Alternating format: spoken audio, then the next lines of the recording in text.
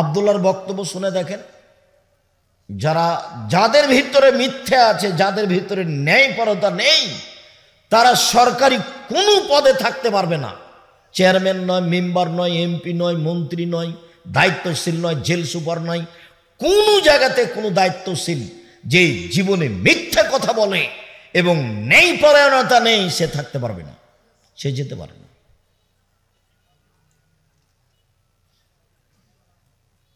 আমার উম্মত মিশে যাবে ইহুদি খ্রিস্টানদের সাথে। ডান হাতের বিঘত যেমন বাম হাতের সমান, ডান পায়ের জুতা যেমন বাম পায়ের সমান। বলতে বলতে নিচে নিচে নামতে লাগতে বললেন ভাষাগতভাবে, ওরা যদি মায়ের সাথে জেনা করে থাকে, আমার উম্মত মায়ের সাথে জেনা করবে। তিনি ভয় দেখাতে গিয়ে, সতর্ক করতে গিয়ে বললেন, পৃথিবীর মানুষ শুনে রেখো, তিনটা পাপের কারণে তিনটা বিপদ নেমে আসবে। পৃথিবীর মানুষ শুনে রেখো, তিনটা পাপের কারণে তিনটা বিপদ নেমে আসবে। এক, ভূমিকম্প হবে।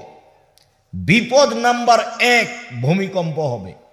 বিপদ নাম্বার 2, মানুষ সন্ধ্যায় থাকবে মানুষ, সকালে হবে শুঁড় ও বানর। একবারে হুবাহু শুকুর হয়ে যাবে, হুবাহু বানর হয়ে যাবে।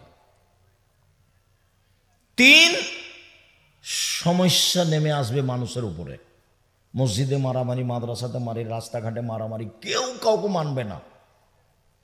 এখন যা দেখা দিয়েছে আরো বেশি দেখা দিবে, কেউ কাউকে মানবে না। তো সমস্যা নেমে আসবে 1, সন্ধ্যায় থাকবে মানুষ, সকালে হবে শুঁড় বানর, এটা হলো 2। 3 হলো ভূমিকম্প, এটা হলো বিপদ। পাপ 3টে। 1, এই যা সারেবল খমুরা, যখন মানুষ নেশাদার দ্রব্য পান করবে, বিড়ি, তামাক, জর্দা, সিগারেট, গুল নেশাদার দ্রব্যের অন্তর্ভুক্ত। এগুলো অপবিত্র খাদ্য। আর যেগুলো নগদ আছে আছেই। 2, জাহারাতিল কায়নাত, মেয়েরা যখন নাচবে, সব মোবাইলে মেয়ে নাচে, প্রায় সব দোকানে মেয়ে নাচে, প্রায় সব বাড়িতে মেয়ে নাচে, প্রায় সব দোকানে মেয়ে নাচে, প্রায় সব মোবাইলে মেয়ে নাচে, প্রায় সব বাড়িতে মেয়ে নাচে। 2, মেয়েরা যখন নাচবে। 3, জারাবুবিল মাজেব, যখন বাদ্যযন্ত্র প্রকাশ পাবে, তখন তারা হয়ে যাবে বানর, তারা হয়ে যাবে শুঁড়, তারা হয়ে যাবে শুকুর, তারা হয়ে যাবে বানর। সন্ধ্যায় থাকবে মানুষ, সকালে হবে শুকুর। একটু এখানে বলে রাখে, এই ছেলে, মেয়েরা এখনো কথা বলছে, তোমরা একটু দেখো না। আপনি মহিলা মানুষ, আপনার একটু লজ্জা হয় না কেন? একটু শরম হয় না কেন? দোকানের সামনে দাঁড়িয়ে আছেন কেন? আপনার বাপ নেই?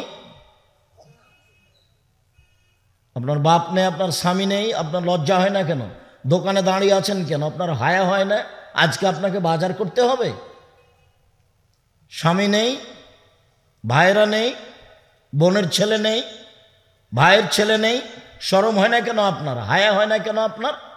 আপনার একটু লজ্জা হয় না কেন? মহিলা মানুষ আপনি, জালসার দিনে আপনি ওখানে দোকানের সামনে দাঁড়িয়ে আছেন কেন? গল্প করছেন কেন?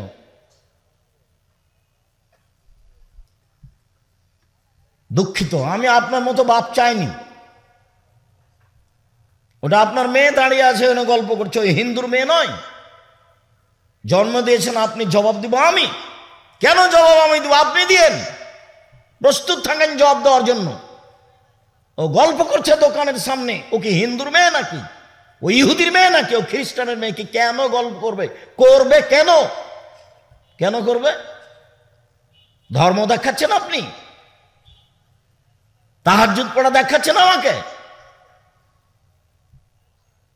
আমরা ওটা স্বপ্নও দেখি না। আমাদের বাড়িতে স্বপ্ন দেখি, আমি জীবনে কোনোদিন চায়ের স্টলে বসিনি। আমার জীবনে কোনোদিন ছাত্র জীবন থেকে না আজ পর্যন্ত আমি চায়ের স্টলে বসিনি, বাজারে যায় না। আপনি আমাকে ধর্ম দেখাচ্ছেন? যাবে কেন? কেন যাবে? জন্ম দিতে পেরেছেন, কন্ট্রোল করতে পারেন না তো? বিবাহ করতে তো আল্লাহ রাসূল নিষেধ করেছেন, বিবাহ করেছেন কেন? আল্লাহ রাসূল বলেছেন, ক্ষমতা না থাকলে বিবাহ করিও না। ক্ষমতা মানে শারীরিক ক্ষমতা, ক্ষমতা মানে মেজাজগত ক্ষমতা, ক্ষমতা মানে বাড়িঘর তৈরি। আল্লাহ রাসূল বলছেন ক্ষমতা না থাকলে বিবাহ করিও না, রোজা থাকো, রোজা থেকে থেকে থেকে যৌবনকে ধ্বংস করো, বিবাহ করিও না। এটা আল্লাহ রাসূলের আদেশ, হাদিস বুখারী মুসলিম। পরিবার কন্ট্রোল করতে হবে, আপনাকে করতে হবে। আপনার পরিবার আমি কেন কন্ট্রোল করতে যাব? জবাব আপনি দিবেন। মানু আল্লাহু আলাদুন ফলিহিসান ইসমাহু, যার ছেলে মেয়ে জন্ম নিবে সেই জন্য একটা সুন্দর নাম রাখে। এটা আল্লাহ নবী বাপকে বললেন, সুন্দর নাম রাখতে হবে। তো নাম কেন ওরকম রেখেছেন? সারা, হাজেরা, আয়েশা, খাদিজা, ফাতেমা, এগুলো নাম খুঁজে পাননি? ওগুলো কি রত্না ফতনা কি নাম রেখেছেন? শরম হয় না কেন? কি দেখাতে চাচ্ছেন আপনি আমাকে? কয় পয়সা পড়াশোনা করেছেন? ফায়জা বালাগা, ছেলে মেয়ে বড় হয়ে গেলে ফালুজা বেজহু, বাপ যেন বিবাহ দিয়ে দেয়। ফায়জা বালাগা, ছেলে মেয়ে যদি বড় হয়ে যায়, অলামিজা বেজহু, যদি বাপ ছেলের মেয়ের বিবাহ না দেয়, ফাইনা সাবা ইসমান ফাইন ইসমাল আলাইহে, ছেলে মেয়ে যদি কোনো পাপ করে সে পাপ তার বাপের হবে। আল্লাহ রাসূলের সিদ্ধান্ত, আপনাকেই সেটা করতে হবে। আপনি আমার দিনী ভাই, আপনাকে আমি এ বলে খাটো করতে চাইনি,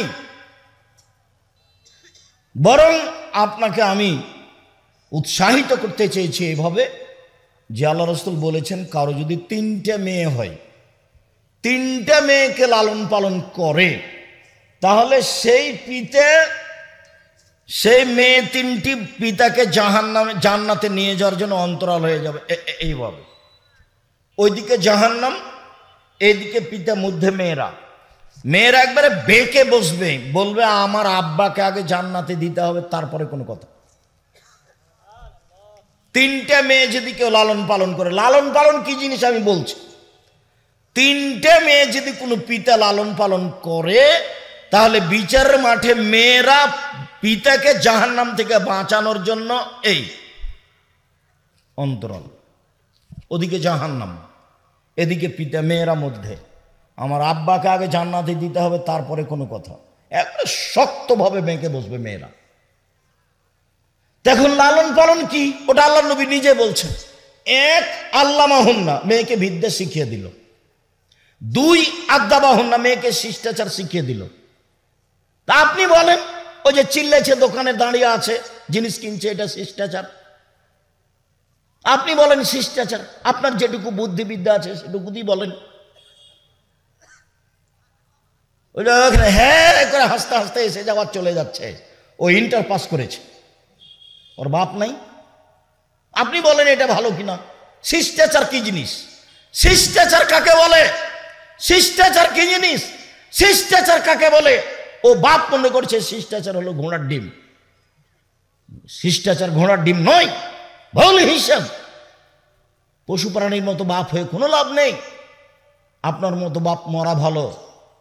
ওই মেয়ে লালন পালন করবে জামিয়া সালাফিয়া, 519 জন তারা এতিম লালন পালন করে। আপনার মেয়েটা বেশি হলে কোনো সমস্যা নেই ইনশাআল্লাহ। জামিয়া সালাফিয়া 5000-এর বেশি ছেলে মেয়ে আছে। দেশের সবচেয়ে বড় প্রতিষ্ঠান জামিয়া সালাফিয়া, আয়তনে সবচেয়ে বড়, যেটা রূপগঞ্জ, নারায়ণগঞ্জ, ঢাকা আছে, সেটা এখন প্রায় 100 বিঘা জমির উপরে। 100 বিঘা, যেখানে একটা মসজিদ তৈরি হচ্ছে 200 শতক জমির উপরে, 2 একর। যেটা রাজশাহীতে গেছিলেন সেটা হলো 40 বিঘার উপরে, মেয়েদেরটা 70 বিঘা জমির উপরে, তার 40 বিঘা খালি পুকুর। 300 জন শিক্ষক শিক্ষিকা, প্রায় 40 লক্ষ টাকা মাসে বেতন লাগে।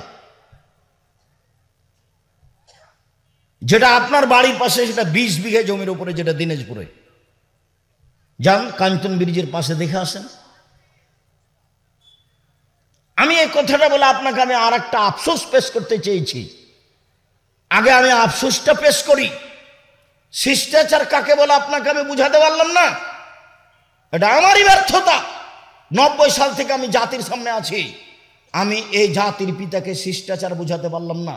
বহুদিন বলেছি আমি যে মোহাম্মদ সাল্লাল্লাহু আলাইহি সাল্লাম তার পরিবার স্ত্রীকে আয়েশাকে নিয়ে যুদ্ধ থেকে আসছিলেন, এক জায়গাতে অবস্থান করলেন, আয়েশার হারটা হারিয়ে গেল, খুঁজে পান না, পানি নেই, অজু করতে পারে না, সালাতের টাইম হয়ে গেছে, বহু মানুষ, প্রায় ১৫০০ মানুষ, ১৪০০ মানুষ, পানিও নাই, অজুও করতে পারছেন না, সালাত আদায় করতে পারছেন না। এখন সবাই আবু বকর সিদ্দিককে গিয়ে বলছেন, জানেন কি ঘটনা ঘটেছে, কি হয়েছে? আপনার মেয়ে হার হারিয়েছে, সেই জন্য আমরা হার খুঁজেও পাচ্ছি না, যেতেও পারছি না, এখন তো খুব বিপদে। এইটুকু শোনার সাথে সাথে মেয়ের কাছে ক্ষেপে আসছেন, এসে দেখছেন যে মেয়ের উরু রানের ওপরে জামাই মাথা দিয়ে শুয়ে আছে। আমাদের দেশের পরিবেশে এরকম যদি হয় তাহলে বাপ এভাবে উল্টা ফিরে যাবে। আরে ওখানে আমার মেয়ের উরু রানের উপরে জামাই মাথা দিয়ে শুয়ে আছে, তা আমাদের দেশের পরিবেশে কি হবে? উল্টা ফিরে যাবে তাড়াহুড়া করে। তো বুখারী মুসলিমের হাদিস, আয়েশা রাদিয়াল্লাহু তাআলা আনহা বলছেন, আবু বকর সিদ্দিক আমার কাছে এসে কয়েকটা লাগলেন, আমার গায়ের ওপরে যদি আমার স্বামী আমার উরু আমার রানের উপরে মাথা দিয়ে ঘুমিয়ে না থাকতেন তাহলে আমার বাপের মায়ের কারণে আমি দূরে সরে যেতাম, এত জোরে মেরেছে। পৃথিবীর সবচেয়ে বড় মানুষে মারলেন ইনি আবু বকর সিদ্দিক রাদিয়াল্লাহু তাআলা আনহু। নবী রাসূল বাদ দিয়ে পৃথিবীতে সবচেয়ে দামি মানুষ। আদম থেকে নিয়ে কিয়ামত পর্যন্ত যত মানুষ এসেছে, যত মানুষ আছে, যত মানুষ আসবে, নবী রাসূল ব্যতীত সবচেয়ে দামি মানুষ। আর যার সামনে মারলেন নবী রাসূল জনগণ নির্বিশেষে সবার চেয়ে দামি, উনি হচ্ছেন মুহাম্মদ সাল্লাল্লাহু আলাইহি সাল্লাম। আর যাকে মারলেন হাওয়া থেকে নিয়ে কিয়ামত পর্যন্ত যত মহিলা এসেছে, যত মহিলা আছে, যত মহিলা আসবে, সবার চেয়ে দামি তিনি হলেন আয়েশা রাদিয়াল্লাহু তাআলা। বাপে মারলেন মেয়েকে, পূর্ণ যুবতী মেয়েকে মারলেন, বিবাহদারী মেয়েকে মারলেন, জামাইয়ের সামনে মারলেন। এই অবস্থাতে মারলেন। কোন অবস্থায়? যে অবস্থায় জামাই মেয়ের উরু রানের উপরে মাথা দিয়ে শুয়ে আছে, এই সময়ে মেরে দিলেন। খোলা মাঠে মারলেন, ১৪০০ মানুষের সামনে মারলেন, পৃথিবীর সবচেয়ে বড় মানুষে মারলেন। এই ছেলে, ওই যে ওরা গল্প করছে তো বাহিরে, ও তো আর বুঝতে পারছে না যে আমরা এখানে কথা বলছি, ও তো পশু প্রাণীর মতো ঘুরছে, তোমরা একটু দেখো, যাও দাঁড়াও, এই ছেলে রাইট, ডান দিকে এখানে পাহারা দাও, মধ্যে পাহারা দাও, ওখানে পাহারা দাও, চতুর্দিকে বাহিরে পাহারা দাও। ওর তো ইতস্তবোধ নেই, ও তো কোথায় মেয়ে মানুষ আছে, কোথায় খাওয়ার আছে, কোথায় জিলেপি ঢং ঢং করে বেড়াচ্ছে। এটাই তো পশু প্রাণী, এটাই তো গরু ছাগল। আমি এই সময়টা কত কষ্ট করে এসেছি, একটা সময় বের করতে এদেরকে জিজ্ঞাসা করেন কতদিন সময় লেগেছে। আমি একজন শ্যাম থাকা মানুষ, ইফতার করেছি বাসায়, মাগরিব পড়েছি, এশা পড়েছি, তারপরে বের হয়েছে, এখানে এসেছি। আমি এই অবস্থা আপনার সামনে কথা বলছি। আমি ক্লাস করেছি, আমি ৫-৬ পিরিয়ড পড়াই প্রতিদিন। সিলেট থেকে এসে আমি ক্লাস নিই, চট্টগ্রাম থেকে এসে আমি ক্লাস নিই। শিক্ষকতা করা আমার মৌলিক পেশা, আর বাকিগুলো আমার উপরে জোর করে চাপানো হয়েছে এমনিতেই। আমি জাতির সামনে বক্তব্য করতে যাইনি, তবে জাতিকে আমি ধর্মের নামে ফাঁকি দিইনি। জাতির যদি রাস্তাঘাট করে দিতে না পারি, জাতির যদি স্কুল কলেজ করে দিতে না পারি, জাতিকে চূড়ান্ত সঠিক ধর্ম দিতে পারবো ইনশাআল্লাহ। ধর্মের ব্যাপারে জাতিকে ফাঁকি দিয়ে পরকাল হারাতে রাজি নই। জীবনে কোনোদিন কেসা কাহিনী বলিনি, জীবনে কোনোদিন মানুষের পিছে পড়ি না, জীবনে কোনোদিন মানুষের বদনাম করতে যায় না। ও যদি আমাকে ধুয়ে ছেড়ে দেয় তবু আমি তার কথা মুখে নিব না, তার নামটাই নি না আমি। ও যদি কোনো সময় গালি দেয়, গালি দেওয়া শুরু করে, একবার মা বোন থেকে শুরু করে, গালি দেওয়া যখন শেষ করে তখন আমি আবার রিং দিয়ে বলি, ভাইজান আপনার মোবাইলে মনে হয় টাকা নেই, যদি আরও কিছু গালি থাকে তো আপনি গালি দিয়ে নেন, আপনার সাথ যা আছে সেটা করেন না, আমার প্রতি উত্তরের দরকার নেই। আমি প্রতি উত্তরের পাতা ছিঁড়ে দিয়েছি, আমি প্রতিশোধ নিই না, আমি কারোর বিরুদ্ধে মামলা করি না, আমি প্রতিশোধ নিই না। ক্ষমতা দেখে আমি 1 মিনিট বাঁচতে রাজি নই। ক্ষমতা দেখে কেউ বাঁচতে পারেনি। 1500 বছর পরেও ফেরাউন ডুবে গেছে, আর আপনার নেত্রীর বয়স ছিল মাত্র 45 মিনিট। যেই দলীয় দাপট দেখিয়ে, দলের গল্প করে, মানুষকে অপমান করে, মানুষকে খাটো করে, মানুষের জমি জোর করে দখল করে, মানুষকে জেল হাজতে দিয়ে ক্ষমতা দেখে 1 মিনিট বেঁচে থাকার চেষ্টা করিয়েন না। 4টা কথা মানবেন: 5 ওয়াক্ত সালাত, হালাল রুজি, কোরআন তেলাওয়াত, আড্ডা পিটা হারাম। দোকানে বসে আড্ডা পিটবেন না, বাস জান্নাত হবে ইনশাআল্লাহ। একবারে আজকে উঠবেন এইভাবে যে তোবা করেছে, জিন্দেগিতে কোনোদিন আর দোকানে বসবো না। যাবো দোকানে, আসসালামু আলাইকুম, এই ছেলে লবণ আছে? জি আছে। 1 কেজি লবণ দাও। মরিচ আছে? হ্যাঁ আছে। 200 মরিচ দাও। বাস দেওয়া হয়েছে, টাকা দেওয়া হয়েছে, আসসালামু আলাইকুম। এই পর্যন্ত দোকানের সামনে দাঁড়ানোর সময়। ঘন্টা ঘন্টা আপনি দোকানের সামনে বসে আছেন, ল্যাংটা মেয়ে নাচছে, আপনার মাথায় টুপি আছে, তখন আপনি ভালো মানুষ? তখন আপনি মনে করতে পারেন না যে আমি কুকুর শ্রীগাল? মনে করলেই তো হয়। কেন আপনি মনে করবেন যে আমি মানুষ? ওর দোকানে যা উপার্জন হচ্ছে সবই হারাম। ওখানে ল্যাংটা মেয়ে নাচে, আপনি তাকে দেখেন, চক্ষু ঠান্ডা করেন, কলিজা ঠান্ডা করেন, জান্নাতের মেয়ে পড়ে আছে। এই সময়কে দেখে জানটা ঠান্ডা করে, কলিজা ঠান্ডা করে, চক্ষু ঠান্ডা করে জান্নাতের মেয়ে ভোগ করতে পারা যাবে? অত সহজ?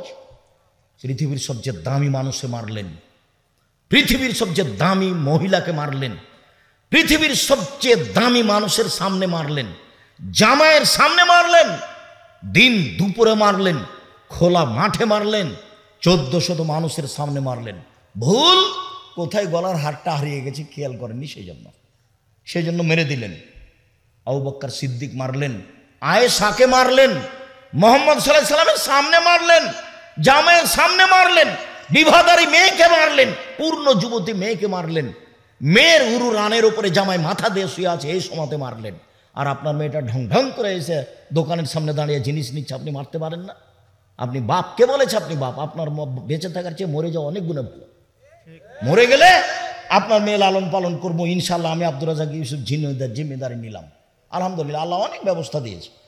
519 জন ছেলে মেয়ে থাকা আপনারটা হবে না? 519 জন খালি ইয়াতিম আছে।